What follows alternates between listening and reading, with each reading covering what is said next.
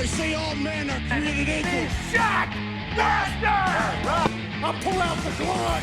Full of suffering succotash, son.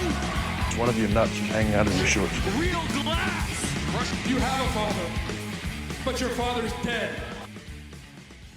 Hi everyone, welcome back to the Too Sweet podcast. One sweet today.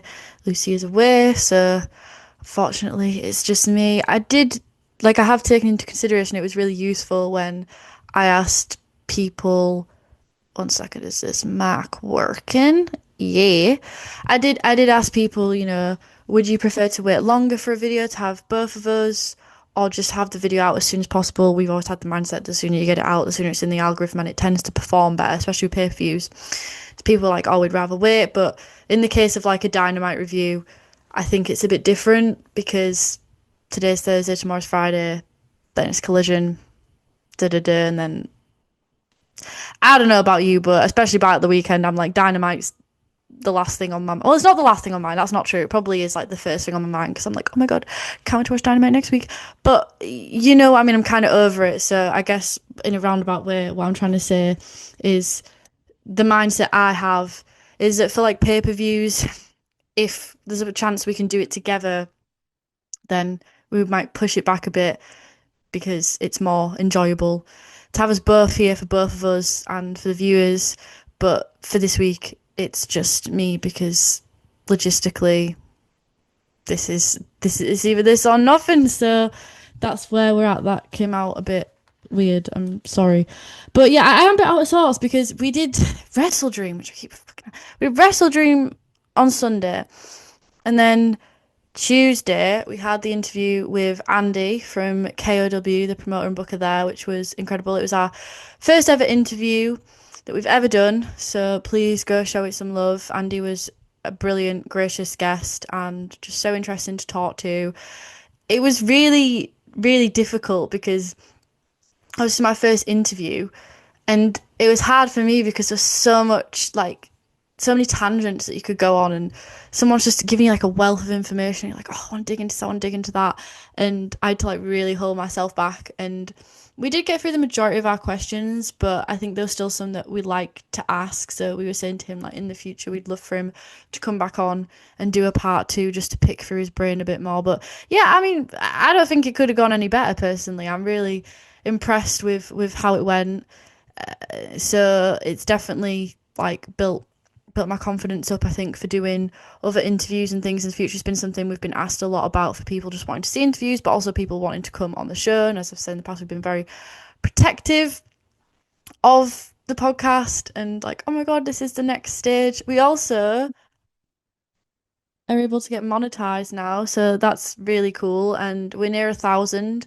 I think the interview was the 100th video, so lots of milestones and achievements being ticked off, which is pretty crazy. I think someone commented, it's a really funny comment, they were like, oh, can't wait to see Tony Khan on next year. And you know what, baby, maybe in 10 years maybe that'll be a thing.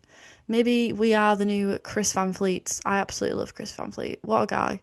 I really watched his videos or listened to his episodes on Spotify, I suppose, in a while, because he mainly does like Fed ones now.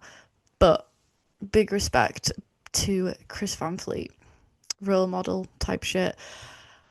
But yeah, I think because of that, I'm a bit like out of sorts. I'm like, whoa, we had the pay-per-view and then we had this interview and now I'm here talking about Dynamite. And also it was Fright Night. There was 2 matches with quite big repercussions. We got the first women's bracket of the tag team tournament. There, got the words out in the right order. We got that, and then we also got the main event, which was a 4-way to decipher who was going to be Hangman's opponent at Full Gear, which they've done that in quite a decent amount of time for the build, to be fair. Normally they're quite shitty. That also, we got the Blood and Guts announcement, which we all knew was fucking coming, but yeah, we got that. So there was consequential things in the show, but typically for me, I have quite low expectations for these like holiday shows. In a good way, like, I'm more gracious with them because it's like fucking, well, it's Thursday, so it's the night before Halloween. I know it broadcast 2 days before Halloween on Wednesday, but it's like we're in holiday mode, we're in spooky mode, where wrestling isn't as much of a priority this week as it would be other weeks, I feel like. So for me, I go into it being like, just show me some good matches. Show me a street fight where someone gets a pumpkin thrown over the head. They didn't do that. So, like, that was a negative mark because I think on a holiday show, there should be a fun themed street fight. Maybe, I feel like in the past I've heard criticism against that. I'm glad that they're not just doing hokey shit for the sake of it. I mean, Abaddon not even part of the company anymore. When they used to just pull them out for Halloween, it was a bit like, I'm not saying stuff like that, but like a Texas leather chainsaw death match with Jeff Jarrett wouldn't have gone amiss. Yeah, that's like my criteria. There should be something seasonal and just enough substance, familiar substance, where you're like, oh yeah, that's nice. And I felt like that for a lot of the shows. Like, oh yeah, Orange Cassidy and Darby team together. That's nice. The Bucks and FTR, Jet Speed, Jurassic Express. Oh, that's nice.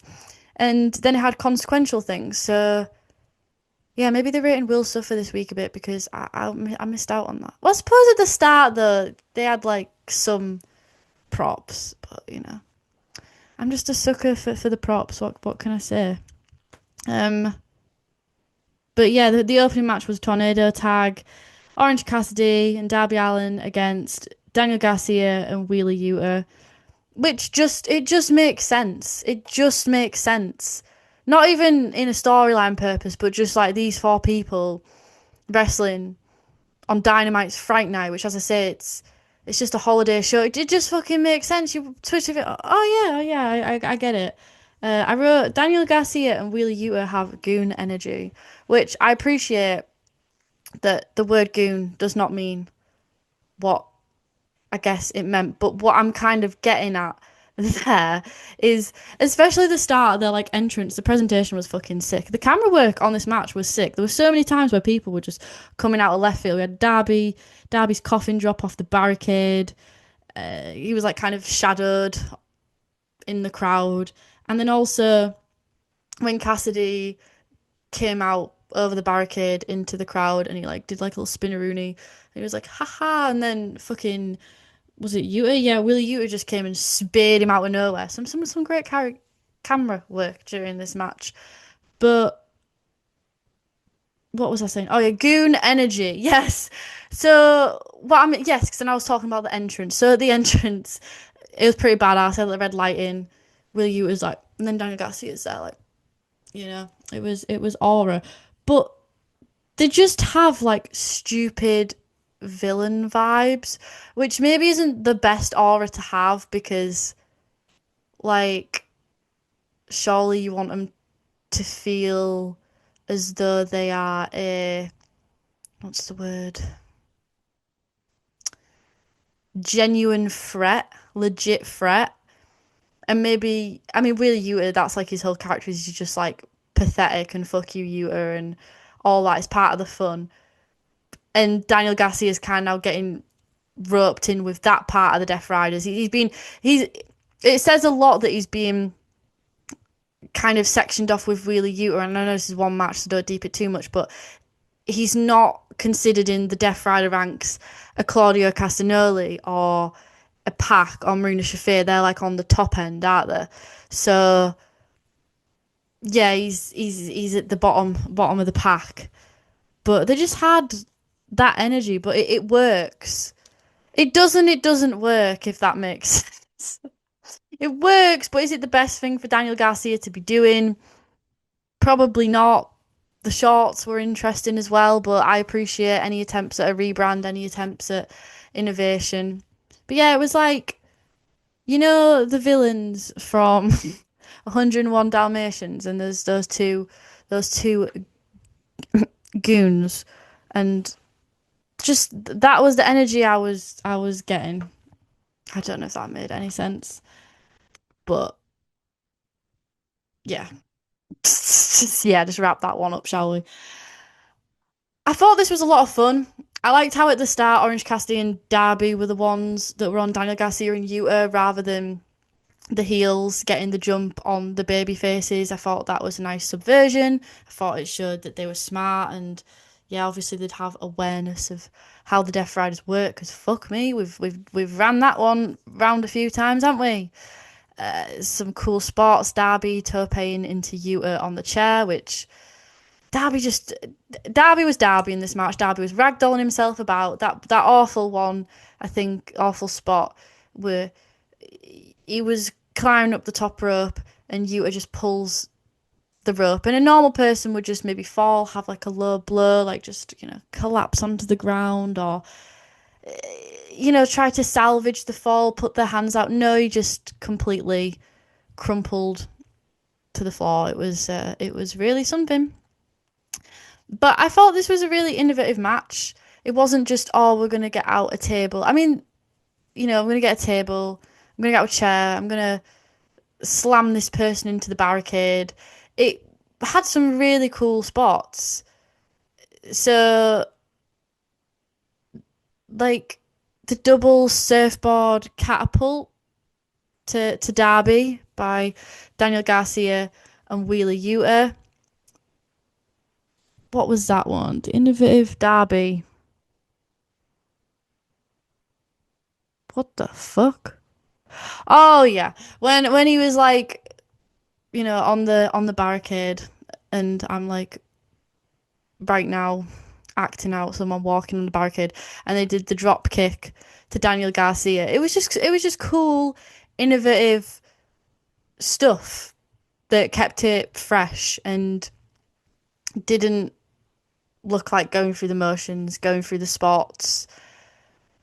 I feel like maybe that's because this could be said for a lot of AEW's matches, but maybe it's just because these guys have been working together now for so long, and the mid card and the main event scene is the same circle of guys for a long time, that I guess they're just really used to fighting against each other, and probably for a lot of them they can call the moves on the fly, or they can anticipate what they're going to do. And I don't mean that in like a kayfabe term, but in that it's really easy, just like in this podcast, it's really easy for me and Lucy to, well, maybe not really easy, but not talk so much at the same time or know the flow of the other person. And I imagine it's the same thing for wrestling. Also, why the fuck was Darby Allin drooling this whole match? It looked like he was going to puke.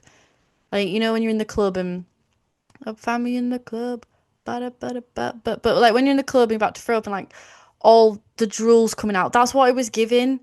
It grossed me out a bit. It was giving Jay White, because Jay White foams though. Jay White foams at the mouth. Darby Allin drools. Interesting. I thought Orange Cassidy was on top form during this match. Like when he did those 2 DDTs and he did like the kip up, you're just like, oh fuck, you're so good, man. You're so good. Love you. And we got a table spot. We got Yuta, a nice clean frog splash to Cassidy through the table, and I liked that. I liked that for the table spot, it was nice and clean and not convoluted. But the little parts of the match were the ones where they chose to be innovative and give a little sprinkle to it. I liked how they played it, and the finish was Yuta tap into the Scorpion Deathlock.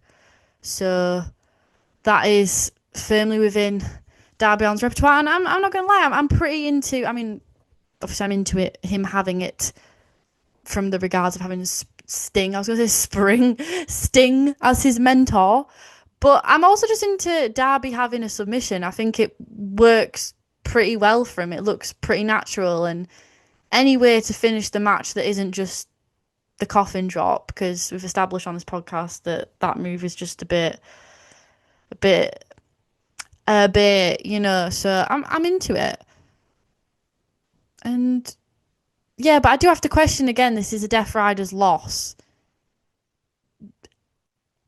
And Daniel Garcia, what was the point in joining? What was the point? He's literally joining the ship as it's sinking. It just, I don't know. And then I know Mox has been kind of not losing, but sort of weaseling his way out of like his single matches. The Death Riders just look incredibly weak. And then we're going into Blood and Guts, and it's just like, I don't know. I have to like pretend to care.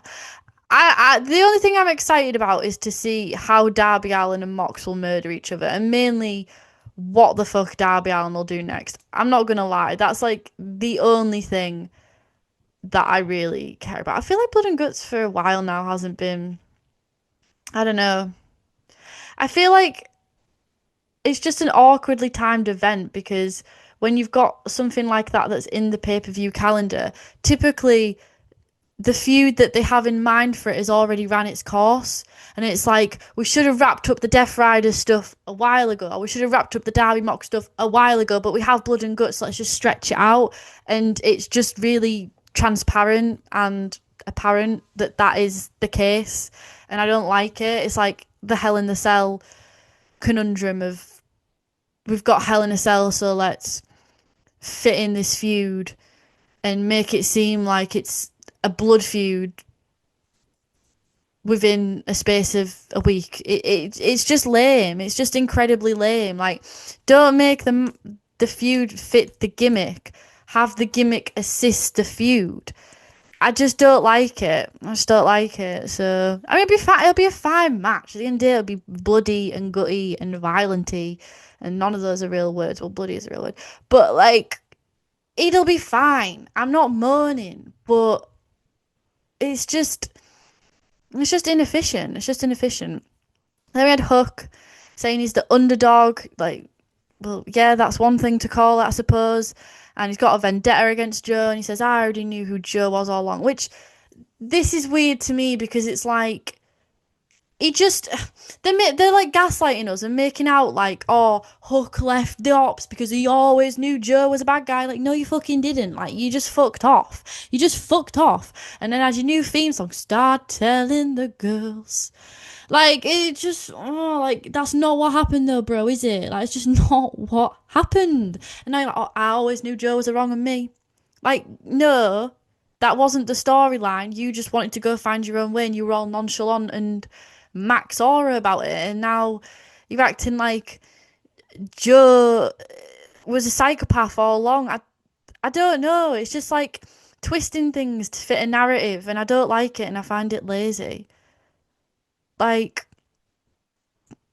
wouldn't it have been better to have had Hook try to have like a heart to heart with Joe and be like, oh, and maybe I'm just being a stickler for details right now. Maybe I'm being anal about it. And if I am, fair enough, I'll shut the fuck up. But wouldn't it be more logical, in storyline purposes, for Hook to go to Joe and be like, you know, mate, like, I know we've parted ways and that, and I'm going my own path, but I've seen what you've done. I just don't think that's right. And then Joe to be like, well, this is me.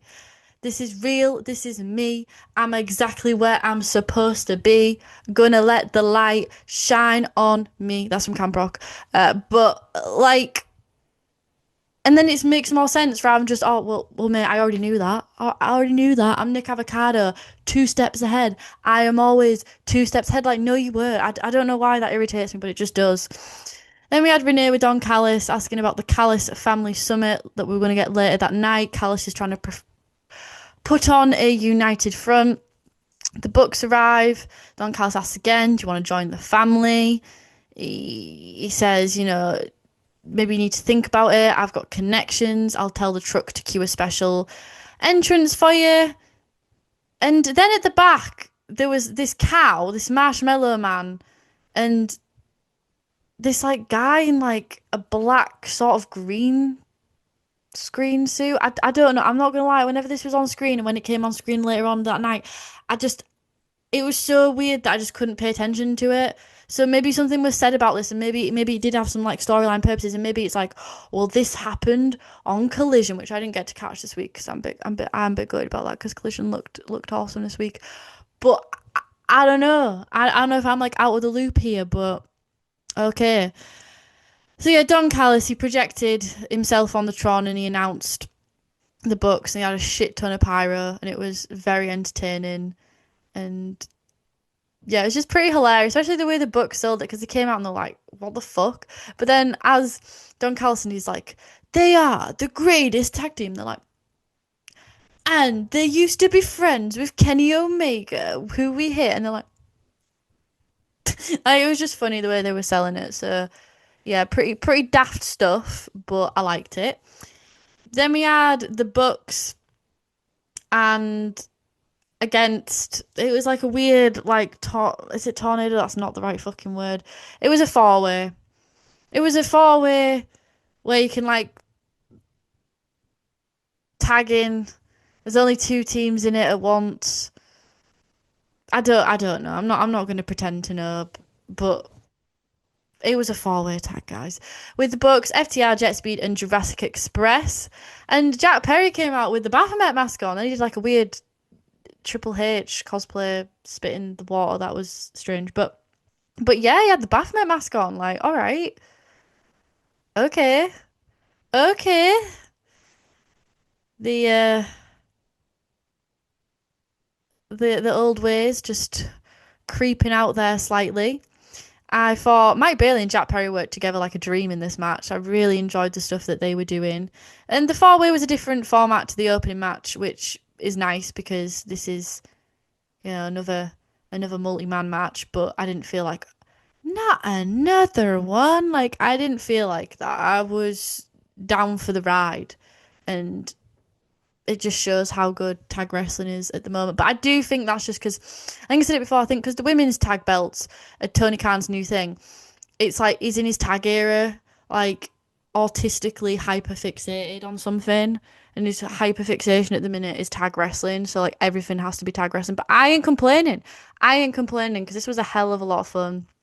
And you've got like the early cornerstones of AEW with FTR, and they joined a little bit later, Bucks and Jurassic Express, but then you've got Jet Speed, so not they would feel stagnant to have those three teams together, but I think they really added a lot to this and kept it fresh. Not that it's not fresh because FTR, Bucks, and Jurassic Express are all in a different place character-wise to what they were when they first started in AEW. Like, there's been a lot of growth and a lot of development, and yeah, it's fun, it's fresh, but I think Jet Speed injected a lot of vitality into this match.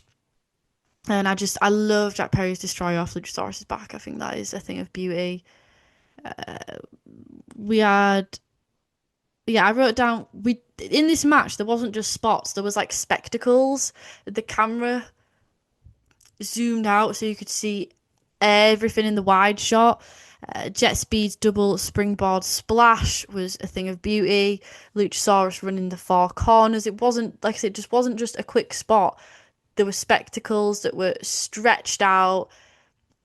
Timing was perfect. Everyone was in the place when they needed to be in the place. And just, I'm not discrediting Jurassic Express or Jet Speed, but I do think like you can tell that a lot of this match has been put together by FTR and the Bucks because they just have such a style where you can tell there's been a lot of planning and a lot of strategy of how certain spots are going to go and how the match structure is going to go. But then there's that much chaos and that much like wrestling that requires tandem wrestling and working together in synergy so quickly that like you almost can't see it. It looks so spontaneous. They're just masters of the craft. What can you say? But it was UFO splash into the shatter machine. So FTR picking up the victory, which yeah. I mean, got to spin them back around because I feel like with the whole Adam Copeland Christian thing, that's still going to happen. Like that booking that we've been talking about for ages of FTR and Edge and Christian reuniting, all that lot. Like it's going winning the tag titles. I feel as though that's definitely within the woodwork, and so we're spinning it back around. But Tony Khan's like, "Huh, you forgot about this, didn't you?" And it's like, but I didn't though, did I, Tony Khan? I didn't. Then we had the Don Callis conference, which I was like, okay, yeah, I'm ready for a talking segment now. Like, that was cool. But I never feel like that normally. And that's not because it was a lot of wrestling to start, but I was just like, oh, like I'm ready for I'm ready for a talk. So okay, the Don Callis conference. So I like what it was trying to do. I did like the segment overall, but I like what it was trying to do in that a lot of the Don Callis family were there. Obviously, not all of them because there's fucking hundreds of them, but they gave people that weren't Kyle Fletcher, Takeshita, or Okada space and time to think and to speak and to put their characters over, which I liked. But then it was ironic because they had a fucking video package which played, which I think, was it Josh Alexander said to play? I think. And on the video package, it's hilarious because it's Takeshita beasting the G1, Takeshita, the Alpha. You've got Okada, the Rainmaker. Whoa, look at this match. Look at that match. Kyle Fletcher. Oh my God, the Protostar TNT title, baby. And then the others didn't have like anything from their wrestling. It was just them having a drink and being like, we're the Don Callis family. And it's like, yeah, what the fuck are you guys doing? And this just proves my point. I don't know if it's like an intentional meta thing, which someone will probably argue it is. Like, oh, like they're like a cult and see, they don't actually help anyone. But it's just like, so what is the point? Because you're not actually doing anything. You just, I don't know. But I liked that there was an attempt for them to be relevant. So we had Rocky Romero be like, who is the Don Callis family? You know, we can't all be here. Takeshita's got travel issues, which I'm not going to lie, he worked me there. He did work me. I was like, oh, that's so sad. And then we had the La Familia picture reveal, which was stunning. Who comes up with these ideas is what I want to know. But yeah, absolutely gorgeous. I mean, it was a thing of beauty. I could see that in my kitchen. That's like a good kitchen piece, like over like the dining table. You know, beautiful, beautiful stuff. Josh Alexander, who, to be fair to him, I think he had aura in this. Like the look helped a lot. I understand like the amateur wrestling ring gear stuff in theory should make him stand out, but even though he was dressed like a generic heel, he stood out, he felt more slick and he felt more confident in this. So yeah, something to think about. And yeah, as I say, the video package that was literally just Takeshita, Okada, and Fletcher doing stuff, and the rest just having a drink. Kyle Fletcher, why do we do what we do? He read out the oath, which was very culty. And then he was interrupted by Takeshita, which, yeah, like I said, I was worked. I was like, holy shit, he is here. What the hell? And then there was tensions between him and Okada. Don Callis is trying to mediate and diffuse these. And he's trying to talk Takeshi down. You know, he's like, you're my number one. You're my day one. You're an alpha, but we're now a family of alphas, and it's to be expected. And it's to be desired, which was really interesting because it's like Don Callis actually isn't mad that there's all this conflict going on. If anything, he thrives off it because competition breeds, there's a term for it. Competition breeds not success, but it breeds ambition. That's not the phrase, but you know what I'm saying. It makes everything better. But it was interesting that he kind of alluded to the fact that he's here for the tea, baby. And he asked him to shake Okada's hand. Not about ego, it's about honour. And for me, so emotionally manipulative there. And Takeshita, he has a moment where he kind of has a bit of a wobble. The crowd is saying, no, don't do it. And they're kind of teasing that face turn. But in the end, he does go to shake his hand. And Okada takes up his hand. I thought he was going to like, you know, do that with like his hair, but you know, gave him the finger, and then we had like a pull apart. So it was like, oh my god, like for fuck's sake. But Takeshita's like, for fuck's sake, like why did I do that? Like I should have seen that coming. Okada's just grinning, knowing all the right buttons to push to like piss off Takeshita. Don Callis is secretly loving it, and he's like, on Collision, you'll have to team up to get over this because you know. Need to start working together. So yeah, I'll be interested to see how that sort of plays out. I mean, surely this is going to come to a head at Full Gear. Surely that's that's when, we're going to start the feud, you would imagine, at the next pay-per-view, right? I feel like it's cooking nicely, and we can, like we've cooked it on high, turn it down the heat a bit, put a pot on it, let it simmer, let's take it to the next stage. Let's start seasoning it. Let me get my little spoon in, put a bit of salt in it. Ooh, delicious. Yes. Yes. Serve. Serve on the plate. You know what I'm saying? Then we had an Olympia vignette. She's got a match against Mercedes Moné for the CMLL belt this Saturday. We've been here with Stat, who said she will be supporting Moné on Saturday, but if you're here tonight, come find me, basically. And then she was rubbing it in her face like, I'm the Women's World Champion, which you're not. It's just, yeah. We've talked a lot about Stat's growing confidence and how great it is to see, and to me, it doesn't feel like performative anymore. Like, before, it felt like she's kind of like faking it till she makes it, but now it's like, oh, like, I don't know, when she speaks and when she's cutting her promos, it just feels really legit to me. Like, her as the women's champion feels legit to me. I'm not like, oh, that's weird anymore, And Kyle O'Reilly versus Jon Moxley, a continuation of the match that they'd had previously. It was a very compact match, similarly to the first one. Mox practicing his death jitsu. Mox dominating, but Kyle O'Reilly kept finding his way through any gaps, so you get an incredibly tight, aggressive match as a result of that. The relentless fixation on the ankle, and it was a double count out because Kyle O'Reilly had Mox locked in with the guillotine, and yeah, it just was so set, I guess, on making Mox tap that he lost sight of his bearings, and the match concluded.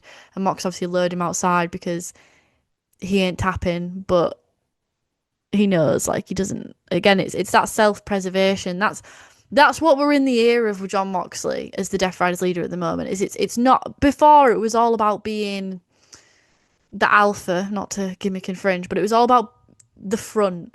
It was all about the power and doing anything to keep on to that power. But now he has less power because he doesn't have the world title belt, but he feels even more dangerous in a way because it genuinely feels like he will do anything to not just protect the little power that he has in the division, but to protect his ego. We are witnessing a man's ego death live on television, ladies and gentlemen. Gentlemen. Yeah. So this was a pretty tense ending, and Marina came in to the ring and delivered a forearm to Aubrey Edwards. So, all right. Fucking Claudio with the uppercut on Kyle O'Reilly. Beat down on Kyle O'Reilly, because you can never have enough Death Riders beat downs. Never. I'd like to know, someone needs to count up all the Death Riders beat downs. Surely we've hit 100 by now. Surely. Roddy appears, Darby, Briscoe, fanning the blood and guts flames, I wrote. Darby wants Mox to suffer, and then Orange Cassidy goes, oh, blood and guts, which is my thoughts exactly on the situation. Like, let's get this shit over with. Okay. Then we cut to the back, and Mercedes Moné and Chris Statlander are brawling backstage. Moné's sort of got the advantage. She's dragging Chris Statlander by the hair. Halfway through the ramp, Chris puts her on her back, F5s her on the apron, and it seems that Chris is gonna, lay in a beat down on Mercedes, but Athena comes out of nowhere, and yeah, is able to bail Mercedes Moné out, and then Willow and Harley Cameron come down. So it was nice. It was a nice way to thread in the fact that there's tensions. It did multiple things, and I have to, in a short space of time, Chris Statlander and Mercedes Moné, they're gonna have a match at Full Gear. So yeah, let's keep chugging along, building on that. Athena and Mercedes Moné are going to team together in the tag title tournament, and then you've got Will and Harley Cameron, who are affiliated with Statlander. Willow questionably so, but they're affiliated with her, and also in the women's tag thing. So it makes sense, and it was really nice to see Athena and Mercedes team up and what that looks like, and it was just pretty badass. It was pretty badass. And as I said in the promo, it's just nice to see Chris Statlander with the confidence and that she's not going to be taken down and she shouldn't be underestimated. So yeah, pretty cool stuff. Had a video package throwback to Masquerada showing it all out and Bandido's words for him with Grandma Dido. Very wholesome, very cute. Then we had our first match in the women's tag. Oh, I have to get the words out again. The women's tag belt tag team tournament for the women's tag belt. Yes, you know what I'm saying. The Sisters of Sin against Aminata and Hayter, which, to be honest with you, is one of my most anticipated matches in the bracket because I was like, well, how are you going to do this? Because Aminata and Hayter have a lot of momentum behind them, but Sisters of Sin have been kind of one of those tag teams that are the reason why the belts exist in the first place for women like them. So it's a bit like, how is this going to work? During this match, I felt like Aminata and Hayter had way more presence and way more chemistry and way more connection with each other and the crowd than the Sisters of Sin did. You know, the Sisters of Sin haven't really been presented legitly on Dynamite for a very long time, so that makes sense. It's not entirely their fault. They've never not really been given storylines for a very long time. Julia Hart has kind of struggled to establish herself post the House of Black's dissolution. I feel like it damaged her character quite a bit. And then with Sky Blue and Julia Hart now, because Sky Blue presents her character so much like Julia Hart, they just feel interchangeable. Like, they don't feel very definitive of one another. They don't feel very individual to me. They're just like together, which I guess is good because they're a tag team, but with a tag team, I want to feel like it's two individuals coming together, like a healthy relationship, right? We don't want codependency. We want two whole people coming together, not two halves make a whole. Two holes make a bigger hole. You know what I'm saying? So, yeah, difficult, really difficult. The Aminata and Jamie Hayter were dominating the earlier part. Then throughout the middle, we had like the Sisters of Sin coming in, and I'm not discounting them during the match. Like, I feel like, you know, they do some nice moves, they do some nice work together, but I'm just not feeling like the it factor, you know. But maybe that's booking, maybe that's presentation, maybe it's a lot of things. But I am into the Toxic Triangle, and I'm into Tekla, and Tekla played into the ending where she took out Jamie Hayter, who was on the outside, for Sisters Sin to pick up the victory. But this, to me, the ending kind of fell flat because Jamie Hayter, they played it like, oh, Tekla's took out Jamie Hayter, so now Aminata's fucked. But it's like Jamie Hayter was on outside at ring, and Aminata, I've gone really Yorkshire now, but Aminata was in the ring. It wasn't like Jamie Hayter was the legal woman, and they took out legal woman. Oh my god, Aminata's thrown off. It really didn't. It was like gaslighting again. It was like the Hook and Samoa Joe thing of gaslighting, of we've done this thing so this thing's happened, but I'm like, it don't fucking make any sense. Like, it pissed me off a bit, but I was like, Tekla's so cool that it kind of overshadowed it. But yeah, from this, I can't see,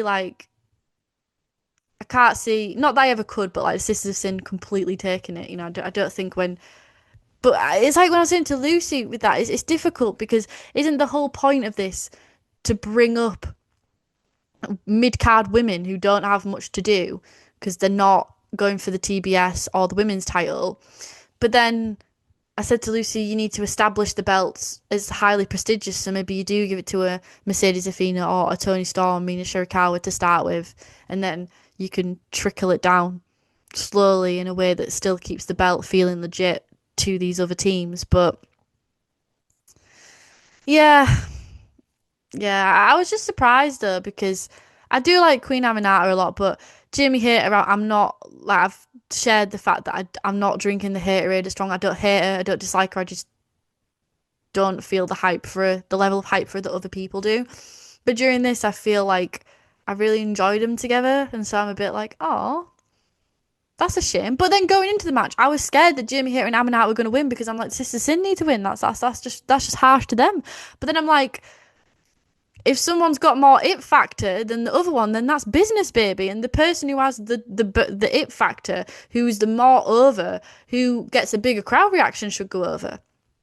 But then you bring Tekla into the mix, and I'm kind of cutting a Steiner promo right now. But then you bring Tekla into the mix, and it's like, oh, okay, I guess. I don't know, but I do know, and I hope that you know, is my concluding thoughts on that. So we had Tony Schiavone with Megan Bayne and Ford. Ford was announced to be injured during this match because, you know, they were part of the bracket, and she said she's got a torn UCL and will be out indefinitely, which is such a shame because, you know, she's quite injury prone, I feel like. And I'm not saying that as an insult. I feel like just one of those people like Kota Ibushi. Just one of those people just has shit luck. You know, fucking wankers like Darby Allin. Fucking throwing the bodies about every bloody day. And then Megan Bayne does a cheeky little, not Megan Bayne, Penelope Ford does a cheeky little moonsault, and it's like instant bones just disintegrate into dust. Like, what the hell? You just feel so sorry for him. Like, such shit luck. I'd be fuming. I'd be like, why me? I mean, you'd be fuming anyway, but I'd be fuming if I'd seen Darby Allin's match earlier that night and been like, why? Why? But yeah, Bayne says that she'll decide who stands beside a god. Then we had Shafir coming up and then a fist bump. So that's pretty cool. And oh my god, Marina Shafir wrestling? Whoa, must be end times, because what the hell? That doesn't happen. So then we got onto the main event, which this show went really fast. Really, really, really fast for me. It's going pretty fast running down it because I'm like, fucking hell, we're already at the main event. No fucking about today. So this was fun. This was fun. This was good. Two feuds in one. You know, you've got Lashley and Ricochet, the Hurt Syndicate and the Demands beef, and then you've got Hook and Joe. And yeah, I love Joe's tope. That was a beautiful thing to see. Lashley and Joe going off together was pretty fun. All the beef. And everyone in this match had an agenda and vendettas that weren't just, I want to win this match because I want to go against Hangman Adam Page. There was like a lot going on within the match itself as sort of its separate entity, in that there's these interweaving feuds and interweaving dynamics, and yeah, they were flying about everywhere, here, there, and everywhere. And I thought in this match, Hook looked, I wrote feasible, but I don't think that's the word, but he looked legit. You know, I just feel like there was an improvement in ring, an improvement in chemistry. Never to the point where like, oh my god, he's going to take this match and he's going to go against Hangman and Page at Full Gear. But you know, I enjoyed what he was doing during this. I feel like this match is really surmised by a certain spot where Hook is hooked up into the Muscle Buster. Lashley spears Joe with the momentum from the rope, and he drops Hook, and then Ricochet comes in, does the 450, and that to me is just fucking poetry. Absolute beautiful poetry. The conclusion to the match, Hook was able to avoid Ricochet and Lashley. Ricochet hits a chair to Lashley's back. He kind of goes up the ramp like, what the fuck, man? The ref's back was turned so we didn't see this. And the Coquina clutch is locked in. Hook taps and Lashley's at the ropes because he's distracted by Ricochet, but then he's like, oh fuck, glances over, sees Hook is in a submission, then he's like, oh shit, I need to go sort it out, but it's too late. And I thought that was believable. You know, in contrast to like the Jamie Hayter Aminata Sinister of Sins Tekla finish, where I'm like, what? Like this felt very legit and made sense, which I like when things make sense. And then so Joe's going to be Hangman's opponent at Full Gear, which is like predictable. Again, not a bad thing to be predictable because it's, what's the word?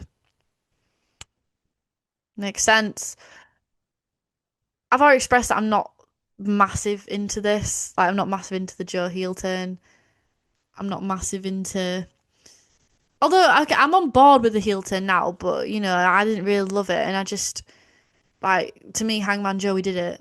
We did it, and I had enough. Like I had enough. There's some really hardcore Joe fans though, and I know there's a lot of you, so you'd be like, hell yeah, more Joe. But to me, I'm like, we did it. We did it. That was the filler episode. Let's move on to something else now. But obviously, we're not. And during this, I was like, wouldn't it be fun to have Ricochet go against Hangman? Because that's like filler, but it's a different type of filler. And I just feel like that would be really entertaining. So that was, or even Lashley, but I think for like storyline purposes and where they could take it in promo stuff, like I was kind of hoping they'd just fucking throw a spanner in the works and just do Ricochet just for the lols. But obviously that didn't happen. So yeah, I'm not massively into it. I can't lie, but it's fine. It's fine. So then Shivani comes out in like a Phantom of the Opera style costume. The contract signs on the way. Sending all these freaky NPCs come out, and then the beating. I thought someone was going to be inside of these costumes, and that was going to be the payoff, but no, just daft. Then Son Shivani's like, "Oh, let's have some beer, and here's the sponsors," and that was weird. And then he was like, "And here's to Hangman," and I was like, "Okay, like it makes sense now." And Joe's not impressed. And then long may he reign, but it's not. Well, this was quite funny actually. It wasn't Shivani saying the long may reign, it was Hangman, and he's kind of got the wig. Although it was kind of giving more Vince McMahon or Shane McMahon, that wig, like 90s Vince and Shane. But yeah, he was cosplayed as Tony Schiavone, and yeah, he took out Joe, and that was the conclusion. And the crowd were really into seeing Hangman Adam Page. So yeah, I mean, I guess it'll be all right. Like, it's not going to be the exact same feud because it's going to be dialed up a bit more. You're kind of getting more of the pissed off, aggressive Hangman, and that's always fun to watch. And Joe, when he was wrestling the match, he wasn't wrestling as a heel, he was just wrestling as like a hungry competitor. So we're going to get. And that was a very aggressive match at Wrestle Dream, even without him wrestling heel and turning at the end. It was still very aggressive. So we're going to get it even more aggressive. So yeah, okay, it's fine, but it just feels like stalling to me. But yeah, that is the episode of Dynamite, which I just feel like it feels like there was like two matches on it. I don't know. I'm like, did I miss something out? Did I watch all of it? Because I'm like, I feel like there was barely anything on it, but obviously there was. I don't know why, but like my heart, like my instant reaction is leaning towards an 8. I don't know why that number's just like really sticking out in my head. But I'm like, it wasn't bad. But I guess I'll give it an 8.5. I did enjoy this week's Dynamite. It was really good. I enjoyed this week's Dynamite. It was really good. Like, okay, nuanced thoughts. That's what we need at the end. Nuanced thoughts. Okay. As I said before, for a holiday show, it was good. Minus the fact that I think they could have done more. The Orange Cast handed some sweets out, but I wanted to see a pumpkin go over someone's head. Then it would have been a 10 out of 10 show. Okay, it gave what it needed to give. It developed things, quite a number of things, quite well, and yeah, I had a good time. It's just one of those dynamites where I just don't really have that much to say. I feel like I've absolutely breezed through this review. Um, but yeah, if anyone has some nuanced opinions or thoughts or can flesh anything else out a bit more than I can this week, then go for it. Because yeah, I'm like, fuck, am I giving people the money's worth in this review? But that's all. That's all I've got to yap about. So next week, I'm back for another Dynamite review. Me and Lucinda, us both. And yeah, that'll do it. Thank you for watching, listening, liking. I actually always appreciate the likes on the video because it's such a small thing, but it means a lot when people like the video. Because there's people who'll just like it without us even asking. And I just want to say, like, that I really appreciate it because it's so nice. It's so nice when I upload it and it's instantly like 3 likes and I'm like, oh, people are enjoying it. That's always nice. But yeah, I just feel like at the minute with AEW, because of the injuries and stuff, we're just in sort of a chill period. Not a bad period. Not a bad period. We've been here during bad periods, girls. It's not a bad period, but just a chill period. That's just what it feels like right now for me. But yeah, signing off. I must bid you adieu, goodbye, and good night, bye. I wish you died in the womb!